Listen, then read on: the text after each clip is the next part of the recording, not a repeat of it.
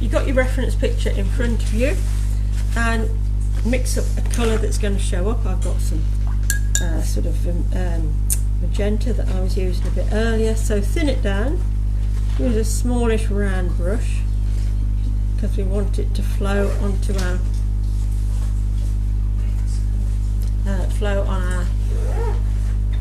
board that we're painting on, and just begin to sort of sketch that. Again, if it goes a little bit different to the actual one, it doesn't really matter too much, as we try and get the character of this lily. So it's really close-up picture of it, no background showing through at all. Perhaps a little bit more complicated than the mountains last week. But looking back at those mountains, when you sort of look back at them, what you've done, I thought they really did come out very nice. Really managed to capture the quality of the curves and the blending. They did look good on the... Good on them. Yeah, I thought they did. People like them as well. We get a few comments, don't we?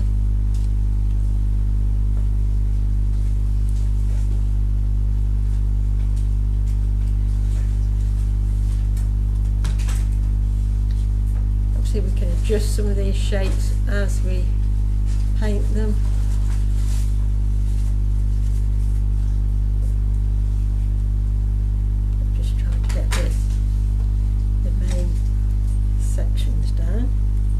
Again, you can get a bit lost. We got a bit lost with the mountains last week, didn't we?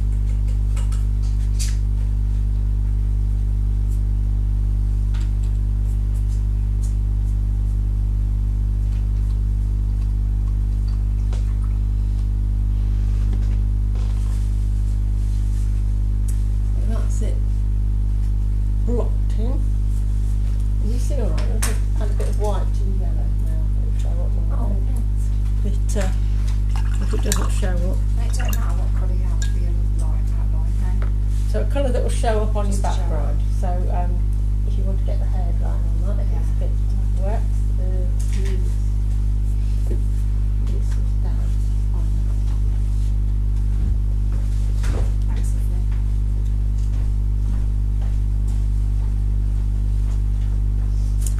Claire thought we were doing manga characters, so she brought pens. So she do a version of a pen and ink of Georgia O Keeffe, which is fine. You don't have to worry too much about the colours.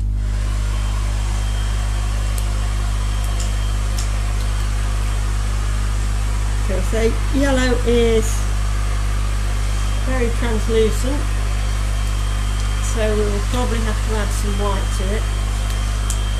And we'll build up the layers like we did last week. Oops. This is a vermilion, so it's quite an orangey red.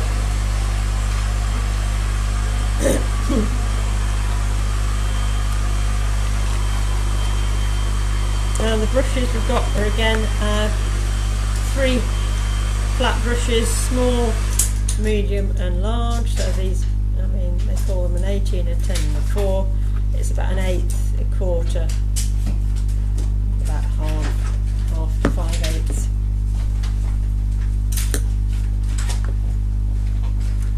So we have got a little bit of darkness in some of the petals, but we will put those in afterwards. So I'm going to start blocking in with this orangey red.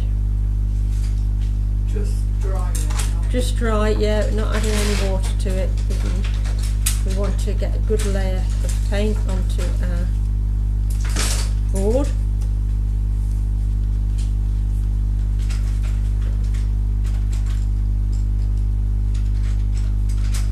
So again, we might need to add a few coats to get that nice smooth coverage that we want.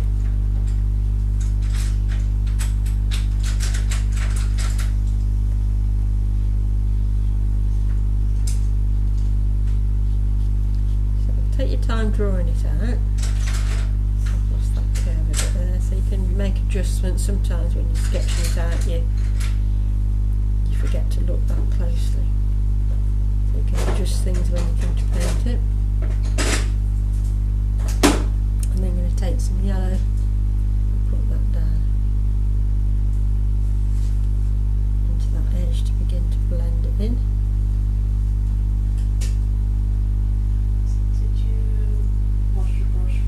I didn't know. No, just pick up your colour.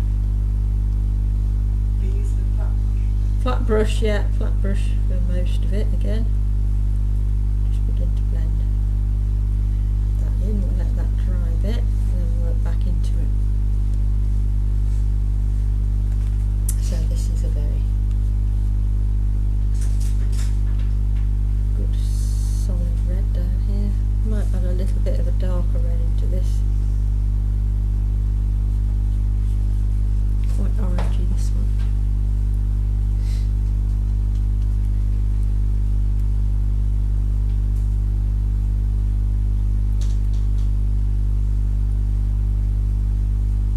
How long these took her to paint? I think we're just doing a little one. And we're copying hers, or trying to copy hers. Didn't it take her 4 years to finish this? I don't know. Have you googled it? No, it's because at the bottom it says it was around the year 1920, and then it says she completed it in 1924. Yeah, it says 1920 she started painting flowers, so this she did, so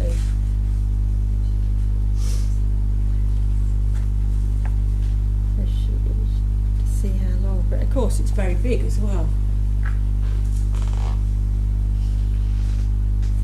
So if you've got paint on your brush that you don't want, if you've got too much paint on, just dab it off on your tissue.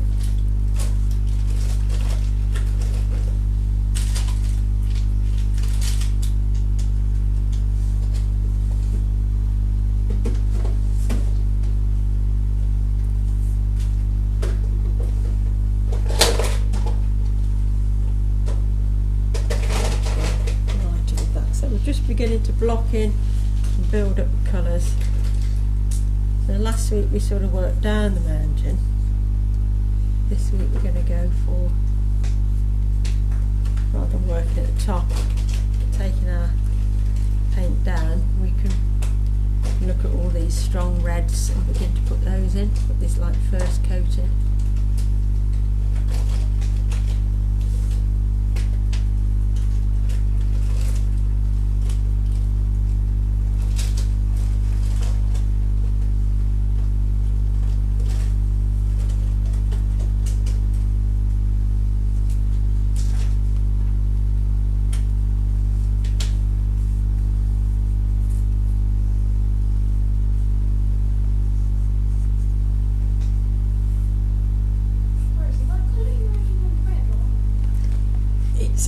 Orangey red. It's vermilion, so it's quite a bright red.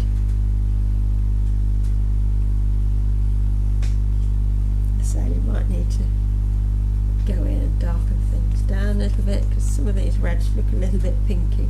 Do this one over here. build up on those reds.